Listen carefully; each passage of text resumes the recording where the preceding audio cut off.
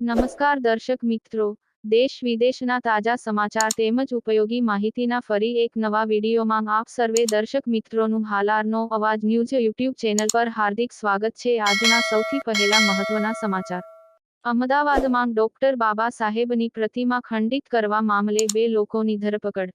અમદાવાદમાં ડોક્ટર બાબા સાહેબની પ્રતિમા ખંડિત કરવા મામલે બે આરોપીઓની ધરપકડ કરવામાં આવી છે, જેમાં આરોપીઓની પૂછપરછમાં ચોંકાવનારો ઘટસ્ફોટ થયો છે। ખોખરા વિસ્તારમાં આવેલી જયંતી વકીલની ચાલી બહાર બાબા સાહેબની પ્રતિમાનો ખંડિત કરી નુકસાન પહોંચાડવાનો પ્રયાસ કરવામાં આવ્યો હતો। મેહુલ ઠાકોર અને ભોલા ઠાકોરની ધરપકડ કરી બાબા સાહેબ આંબેડકરની પ્રતિમાને નુકસાન પહોંચાડતા આવતા લોકોમાં રોષ જોવા મળી રહ્યો છે। ત્યારે મંગળવારે 24મી ડિસેમ્બર ખોખરા બંધનું એલાન આપવામાં આવ્યું છે। હવે આ મામલે પોલીસે બે આરોપીઓની ધરપકડ કરી છે। બે સમાજ વચ્ચે ચાલતી તકરારની અદાવતમાં ડોક્ટર આંબેડકરની પ્રતિમાને ખંડિત કરી હતી। ક્રાઇમ બ્રાન્ચની ટીમ દ્વારા મેહુલ ઠાકોર અને ભોલા ઠાકોરની ધરપકડ કરી છે।